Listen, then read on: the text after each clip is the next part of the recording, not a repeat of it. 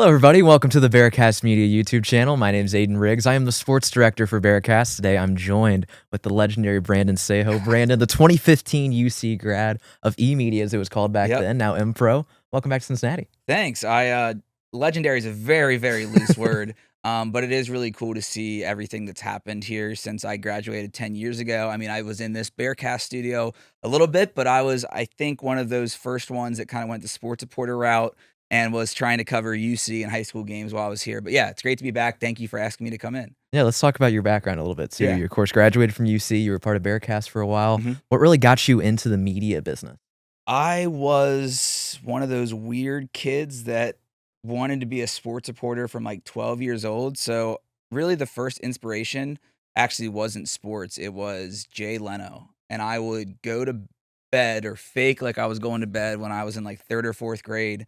And I would go to the kitchen, get a Sprite and zebra cakes. I did this for like 10 years from like third or fourth grade on. And I would watch Jay Leno's monologue every night. I wouldn't even watch the guest interviews. I just watched his monologue. And so I think that's kind of where it sparked. And then, yeah, I just loved college game day and college football. I took I guess this would have been seventh grade. I took a TV that was like 12 inches with a built in VCR, a camcorder, and a mic to like the whatever the Thanksgiving pigskin game is for St. James St. Ives. And they had it at LaSalle High School. And I set up in the booth by myself and did that. I wish I could find that tape so bad.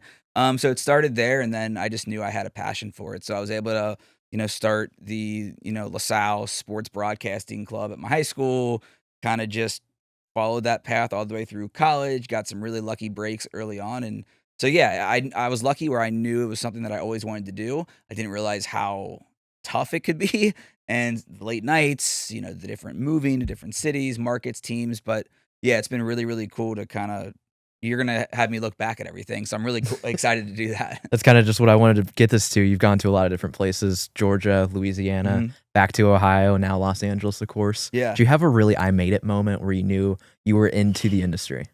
Um, I'll give you like a two-part answer. The real like I made it, I think I'm still waiting for. Mm. Because I guess you really I don't know, you don't know when that's gonna happen. I've achieved a lot of things that I wanted to achieve, and I, credit that to, me really believing that it's true that there's two people in the world, two types of people in the world, people that quit and the people that don't. And I just never quit. And so if I said I was going to do something, I was going to do it, whether it was being a sports reporter, it was getting back to my hometown. I don't know how I did that at 24, 25 years old.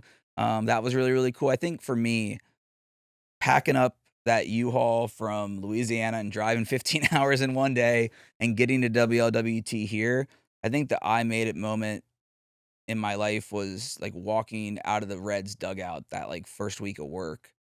And as a huge Reds fan and baseball nerd, like getting to do that in my hometown with my favorite team, that was amazing and so cool. So I think just that was the pinch me moment where like, dang, I really made it. With the podcast, I mean, getting to sit down with someone like Terry Crews for an hour, hour and a half at his place and have him open up. And I don't really get starstruck anymore because I got to work with so many amazing athletes, whether it was Joe Burrow, Joey Votto, national figures.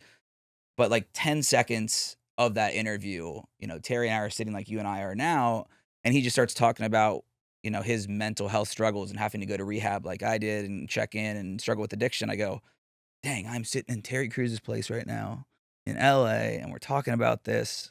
And then I got back to work. But so yeah, that was a long answer, but those are probably the two moments if I had to pick two. Kind of talking about your podcast now. Mental Game, you've interviewed a ton of people. I've got them all written down here. We got Chad Johnson, Ted Karras, Terry Crews, Kevin Gates. The names go on and on. Yeah. Has there been one person that's kind of stuck out to you? Yes. I mean, Terry was the biggest one I've had on so far. And I was like a year into it, living in my mom's basement, driving Uber at 28 years old, and he just commented on a video, and that's how we connected. And so that was so cool because he's a huge star, and it was super genuine. It was also the first time that he opened up about his suicidal thoughts ever, and he chose to do it with me on a tiny little podcast. And so that meant a lot to me, and he was a great guy. I think my favorite one, and nothing will ever top it, is I got to interview my favorite musician, Marky Basie, and a lot of people might not know him. He's a very he's had songs on the radio, but he's maybe that feature artist with someone like G-Eazy, but he really shares his story throughout his music, and the song called "Feel Different" is all about just wanting to feel different when you're having, tough moments, and when I was at my rock bottom, I listened to that probably 2,000,000 times. I'm not joking. I listened to it on the way here today. I listened to it almost every day, and he was my 4th or 5th guest on the show, and so I learned that he went through the same exact things as me, and that's why he wrote those songs, and then afterwards, he took me to his home studio, and I got to listen to, like, his new album with my favorite artist that isn't out for, like, another year, and so to get to sit down and have a conversation with a guy that helped save your life, and now what's cool is that was 3 years ago almost, and now, like, we're friends, and I go to his shows all the time, and, like, well, we were talking last week. It's insane, and so I wish I could package that up and give that to everyone because if you could go spend time with your favorite artist and hear those songs and have those conversations, I mean, that's the one of the best gifts of my life. Has been really cool. Your story when it comes to your mental health struggles and everything is Mhm. really impactful. It was impactful to me the first time I heard it, when I heard you Thank you. publicly speak a couple years ago. Mhm. Can you share some of that story and what has inspired you to do all this help today? Yeah, I mean, I never planned for any of this. I didn't, say, "Hey, I wanna be a, mental health person, like speaker, public figure, whatever it is." I just hit rock bottom and I didn't know where to go. My first suicidal thought came at 14 as a freshman at LaSalle. And, long story short, I had embarrassing photos sent around at a football game. And I went home that night. And that was the first time I thought, dang, I really don't want to be here. I feel so alone, embarrassed. I don't know what to do. And we didn't talk about suicide. We didn't know what mental health was. This was 2007. So, like, I was the first generation with a cell phone, and I didn't realize the impact of that and social media. And so, those next 2 to 3 months at school were really, really tough. I had 2 friends that were kind of there for me, and I think, you know, Ryan and Pat, at the end of the day, saved my life. But I had no idea that that was gonna be a thought that would come up over and over again, through high school, through college. I just had this feeling of being alone. I wanted the picture perfect kind of Cincinnati lifestyle where you marry your high school sweetheart, stay here forever, have kids. And I was always the 3rd, 5th, 7th, 101st wheel when it came to that. And it took a toll on my mental health. I became an alcoholic, turned to alcohol. Obviously, that is just hurting, hurting that, those thoughts, and eventually got to the point where in 2021, I was suicidal every second of every day when I should have been, like, really, really happy because I was covering UC going to the college football playoff against Alabama. I was covering the Bengals going to the Super Bowl, and it was these things that I dreamed of professionally and personally, but on the inside, I was really, really struggling. I lost 3 family members in 3 months, including my cousin Ben, who's basically my brother. He had a heart attack at 31, which is crazy. I had all this pressure on me at work as a sports reporter, and then I mentioned that alone feeling. I thought I finally met my person, and unfortunately, my girlfriend and I at the time were going through a really toxic, tough breakup, and so I had no choice but to ask for help. So I never planned to speak out about it. I never wanted to be this emotional, vulnerable guy, but I had no choice. Really, my choice was I can ask for help or I'm probably not gonna be alive, and so I had to ask for help, and thank God that I did. A lot of people talk about that moment that you always remember. You've talked a lot about being on the bridge that night. Can you talk a Mhm. little bit about that? Yeah, it's something that I will never forget, because I was on that bridge for years having those thoughts every once in a while, and I've probably sat or stood on the Roebling in downtown Cincinnati over the river, you know, 50 times, bawling my eyes out, thinking about, the worst. And that last night, yeah, it would have been in March. It was St. Patrick's Day, the first round of the NCAA tournament on a Thursday, in 2022, I guess. Yeah, 2022. And it was just like the previous 3 or 4 months where I just had a fun day, but then I was drinking a lot, hanging out with friends, and then I was unhappy after that 3 hours of having fun, and yeah, I finally just, yeah, I called, my ex and said, "Hey, I'm finally gonna jump, and I just wanted to say I love you. I'm sorry that I put you through this stuff. I'm really, really sorry that you're the person I'm talking to right now, but yeah, I think I'm gonna finally just walk and say bye. And we were broken up at this point, and I always share that if people truly love and care about you, they will help you. They might not wanna be in a relationship with you, they might not wanna be your friend, but if they love you, they will help you. And so without my knowledge, she was on the phone, or while she was on the phone with me, she was texting my family to come pick me up and talk me off that ledge. And so without her, I probably don't make it out of that night. And so I'm very, very thankful for that moment. But that was the night, and it was really traumatic. I went to my cousin Zach's house and um, talked with my mom, who had no idea. My dad lives in Arizona. My parents have been divorced since I was 12. I call him. My mom was really supportive. My dad was not, because we were taught to, be tough as men and shut the blank up about it and rub dirt on it and keep going. And so that was super traumatic. But we were able to, kind of get back together later that night, all three of us. And I reached out to my therapist the next day, who I obviously wasn't being as honest with as I should be, and said, "Hey, I've wanted to take my own life for the last 3 months. I need to go somewhere right now. Where can I go?" And that's when I was able to check into the Linder Center of Hope in Mason, and it saved my life. And without, asking for help, I wouldn't be here. And that's the thing that's really, really tough about mental health. You can have these amazing people around you, your friends, your parents, maybe a partner, a therapist, people that love and care about you. But if the person in the mirror doesn't want to make that change, it's never going to happen. And I'm really thankful that I asked for help, or I wouldn't have made it out. Asking for help, you brought that up. I was gonna ask you about Mhm. that. It's one of the toughest things that you can do in that moment. Yeah. What advice do you give to people who might be feeling like they can't ask for help? You will thank yourself so much when you finally ask for help, because when you bury this stuff in, and you don't get it out, you don't talk to someone, it only makes it worse. And I hid it for 15 years and no one knew. My mom that night told me for the first time that she had been in therapy off and on for 10 plus years, that she was taking medication for her depression, but I didn't know any of that, because the stigma around mental health, I think there's a lot of people that fear of what's someone going to think of me. Is my boss going to fire me? Are my friends going to make fun of me? And it really comes down to you being the best version of yourself and loving yourself. And I wasn't that person for my entire life. Was I functional? Was I successful? Was I happy sometimes? Yes. But I held all this stuff in. And so it just, yeah, it crushed me. It crushed me.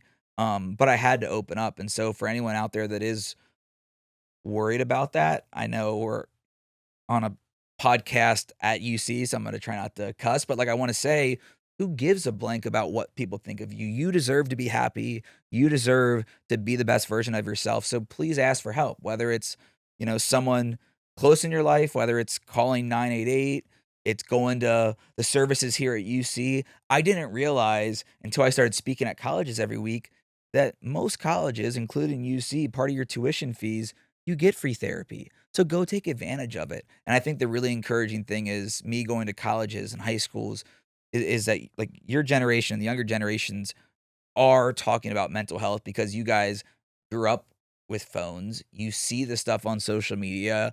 For some reason, you guys feel comfortable being vulnerable and emotional, and that's great. There's still a lot of work to be done, but I think just having the courage to ask for help, once you see how much it changes and can save your life, you're just gonna wanna open up more and help more people. So, yeah, please take that time to help yourself. You deserve to be happy. When you think of the things that helped get you through the Mhm. dark times specifically, a lot of people talk about those therapy sessions, sometimes it's faith and family. Yeah. Was there anything specifically that stood out to you that really pushed you forward? I think being in the hospital for 2 weeks, it wasn't like right away I'm better, but it gave me tools, things that I had never heard of before, that made me realize for the first time I wasn't alone. Because the way it works, at least during my stay, was like 10% of the time you would have one-on-one therapy with a psychiatrist or your therapist, but 90% of the time would be like a classroom setting of 20 to 25 people from 18 to 80 years old, white, black, gay, straight, from every background, color, creed, job. We all just had this one thing in common. we were alone, and we didn't wanna live anymore. And you all learn these coping mechanisms, these skills, these things about mental health you've never heard of before together. And so those 2 weeks at the end of the day is what helped me the most, I think, to save my life after checking in.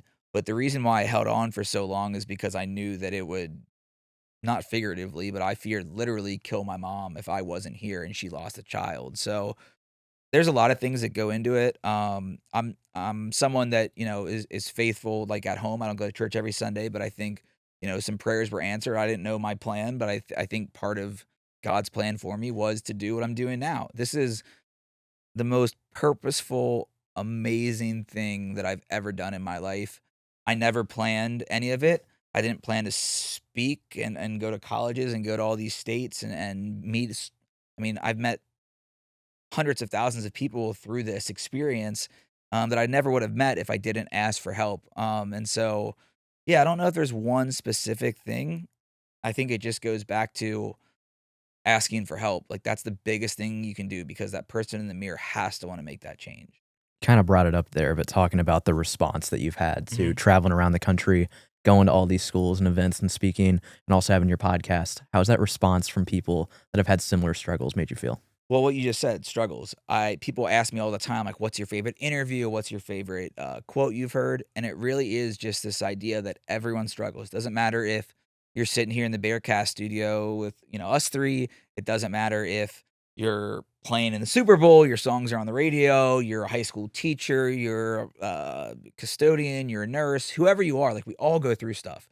And so for me, that has been the most powerful thing because I could sit here and go through like my phone with you and show you like there's a text today from one of my college buddies that says, and I'll just read it for you. I haven't replied to it yet. It says, "Hey Seho," because this is what everyone calls me that I'm friends with. "Hey Seho, can I connect you or someone on your team with one of my friends that's struggling with suicidal thoughts?" I get texts and messages like that every single day. And it's a lot, like, for me to handle with everything that I do, but I am gonna text him back when we're done, try to help send some resources. I try to do that with my Instagram messages, but my favorite thing is in person when I do those events because every single time, it doesn't matter if it's, the UC Ohio State mental health basketball game we did, you were at that, or it's, a small business meeting or a giant theater of 4,000 people in LA. I'll stay afterwards and talk to people one on one, and that's where I give the best advice and try to hear them out and tell our stories together. And it breaks my heart because every single time, at least one, usually two, three more, come up to me and say verbatim, "Brandon, I've never told anyone this, but I'm suicidal right now. Where do I go? What do I do?" And it shows me that we're creating a safe space that lets people feel comfortable. And most of those times, like I just said, it's the first time in their life they're telling anyone. And so I'm really thankful that our team does a really good job making sure that if it's at a school, the counselors are there. If it's at a college, the psychiatrists and people that run that college's mental health programming is there. We have mental health nonprofits that come in at the certain companies or the HR. It's like I want to give people, that's what I've discovered. I have a couple friends that are musicians, that I'll go to their shows and I'll see them, like, stay for, like, 2 hours and talk to every single person, and as drained as that can be, this is their 5 minutes, so I might not be able to get back to every text or email or even see messages on social media, but those 5 minutes that I have with someone, I hope that through the thousands of people I've had these conversations with, they'll say that, like, I gave them all my attention in those 5 minutes, and so I try to help them, and so for me, the relatability that everyone struggles, that for me has been the biggest takeaway that like I said, it breaks my heart, but also gives me hope because people are speaking up, they are feeling comfortable to talk about their mental health. People a lot in the media industry talk about you never know where you're gonna go next. You're kind of a classic example of that going from sports reporter to now you're kinda known as the mental health guy. Yeah. How has that transition kind of been to where you're now in a different area than you ever expected to be? I'll say this, in the beginning, I thought, like, I would just it would be just like me covering Joe Burrow and the Bengals or, you know, Coach Fickle and the Bearcats and Desmond Ritter and all those guys. I'm like, I'll post something, it'll get a bunch of likes and retweets and views because it's what I do.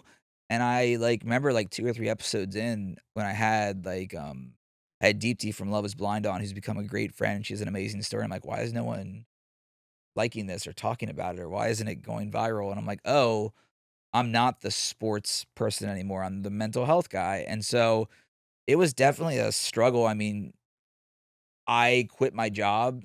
I didn't renew my contract. I didn't have a plan for any of this until like 3 weeks until I wasn't planning on quitting. And so yeah, I had no savings account because I was an alcoholic and partied all the time. I had to move into my mom's basement. Like I said, drove Uber. It was a really, really it still is tough. Like, I'm not like I made it like I live in LA. Like, I don't live in some giant house and have infinite money and resources. I saw you guys setting up in here. Like, I shoot everything myself. I book every guest. I edit every episode. I live in this tiny little guest house. It's the size of this studio. Like, seriously. And then I'm lucky that I converted a garage into the studio. And so it's like, it's still a grind every day. But what I've learned from other people that have made transitions, whether it's sports or just in life, like, you've done the hardest stuff. Like, yeah, do I get nervous sometimes about paying my bills still or how I'm gonna work things out? Yes, but, like, I started with my brother designing a logo and some equipment off Amazon that I didn't know how to use. So, like, you've done the hardest part already, you just gotta keep going, and it's still very similar to the sports reporter job. Like, I'm interviewing, I'm telling stories. What I love about it is I'm I get more than 4 minutes at 6 o'clock or Mhm. 11 o'clock on the local news. I can have an hour, I can have more time, and so I can really get into their mental health stories, and what I'm really thankful for, like I said, Terry's an example of him being suicidal, sharing that story for the first time, like 70 to 80% of the shows, like, I get a vibe of that. Like, the Eagles player I just, interviewed, Zach Bond, that, he's never talked about his mental health. And so he was like, "Yeah, I'm pumped 'cause, like, I saw your show. I saw you just had Schefter on, you had Kevin Gates on, like, I'm about it." And I'm like, "That's why I do it." So, yeah, the transitions was weird in the beginning, like, just tough emotionally, your identity, not knowing who you are, where you fit in, are you gonna make it? But like I said, it's been like a dream come true. You mentioned it earlier too, no matter how much you've grown and what you've gone through, hard days are still gonna come up. Mhm. How do you handle those hard days when they appear? The thing that helped me the most, like, that I learned, and I don't know where I heard it from or if I made it up. I'm not that smart, so I don't think I made it up, but feelings are temporary. That helps me every single day. Like, yesterday morning, I was on 8 AM flight to land here at 11 to go to the Reds' last home game at 12:40.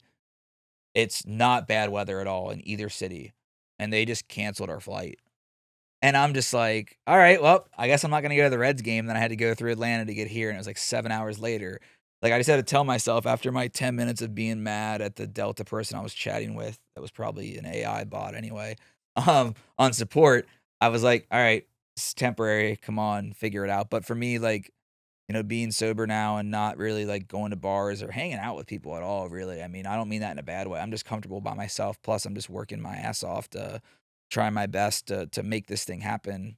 Um, I like, just being in the sun, which LA is good for. I get a Slurpee from 7-Eleven, like a frozen Coke, and then I just go on a walk every day for 20 minutes, or I live right at the bottom of the Hollywood Hills, so I'll drive my Jeep to the top, park it off to the side of Mulholland Road, which is one of the most famous roads in the world because you're just at the top of these mountains and you can see the valley, you can see Beverly Hills. It's just beautiful. And so just I bring like a concert level speaker because no one's up there and I would just blare some of my favorite music and it's really peaceful. So doing that, or just taking time to know when to check out. I think that's really important too, because like you can work, like I said, I work my ass off, but I also know when it's time to pause. Like if I'm stuck on an edit or I'm mad about a meeting or a guest just told me no that I really wanted, take a second. Like just take a break. Like whether it's a meditation app, which I'm not great at, but like the athletes that I work with love that stuff, or listening to music, going on a walk, drawing, journaling. Just you have to get your mind out of that moment. But I think that feelings are temporary saying is something that I live by and it helps me every single day. Looking back, if there was one thing you could tell your younger self Mm. that was about to go through everything, is there anything you would tell them? I've been asked this before and I've thought about it and I can't remember my answer. I think I would just say, like, ask for help. Like, because that 14-year-old didn't think he could ask for help. And I struggled for the rest of my life because I didn't ask for help then, and I didn't ask for help in college and, a lot of my adult life. And so I think just knowing that it's okay to ask for help. I don't regret or would change any of my journey because then I wouldn't be here sitting with you.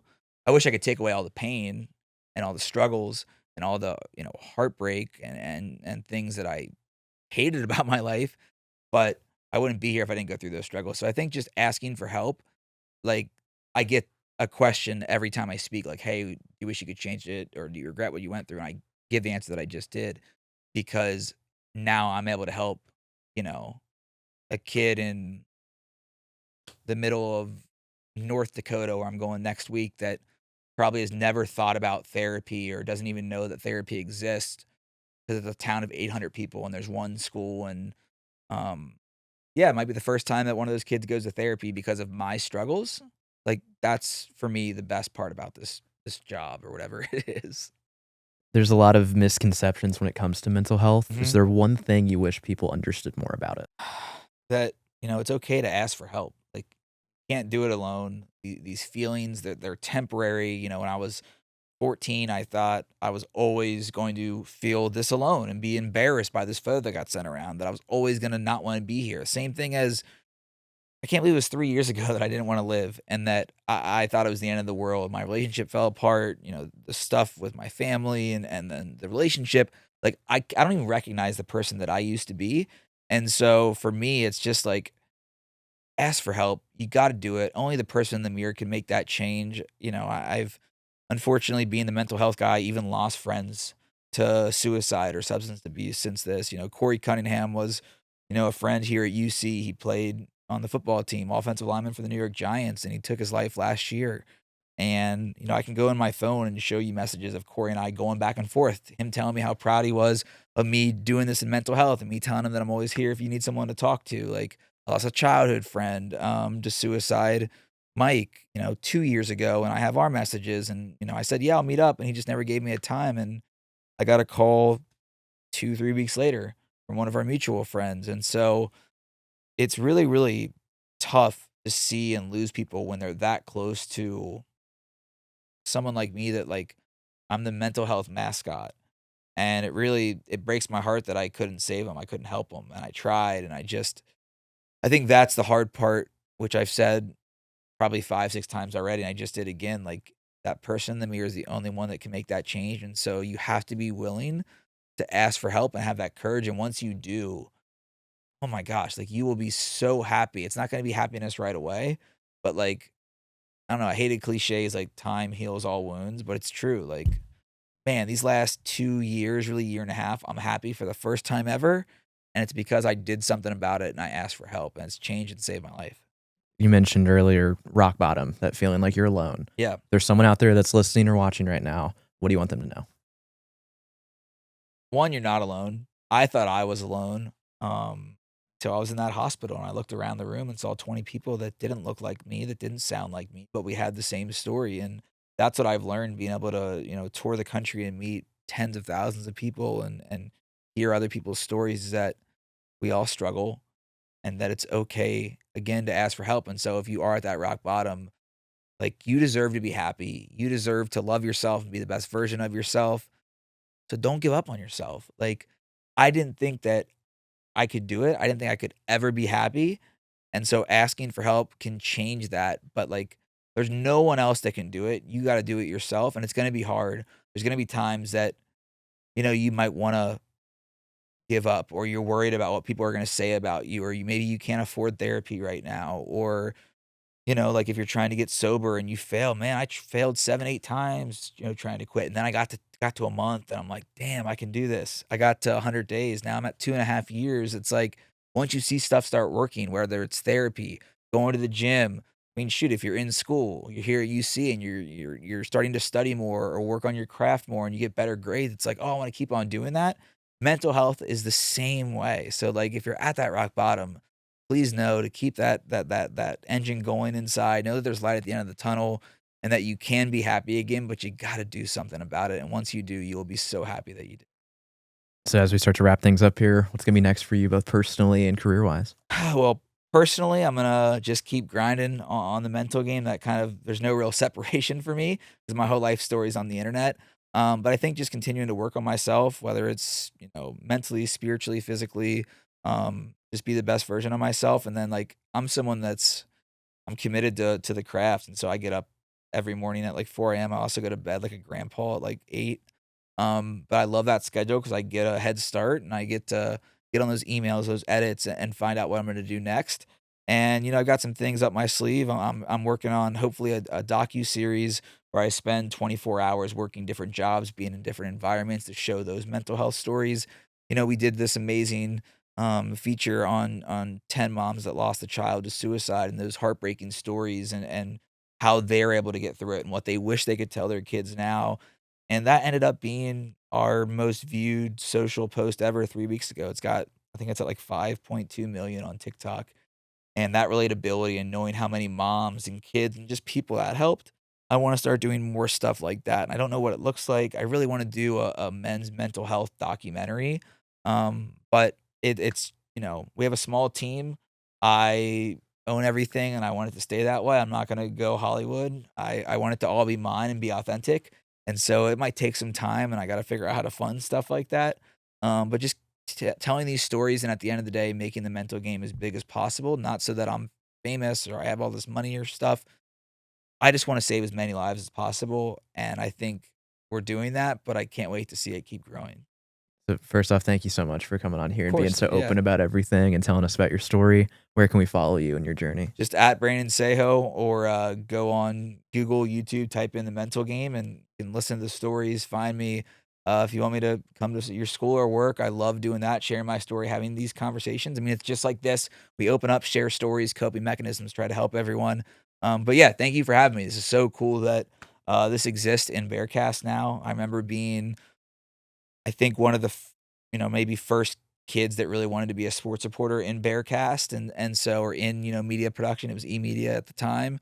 And so to see it grow and you guys have these nicer cameras and a better setup and lights and audio and I mean, yeah, it's really cool. So thank you for having me. I'm honored to be a part of this for sure. Yeah, thanks again for stopping by. Thank you all for watching today here on the Bearcast YouTube.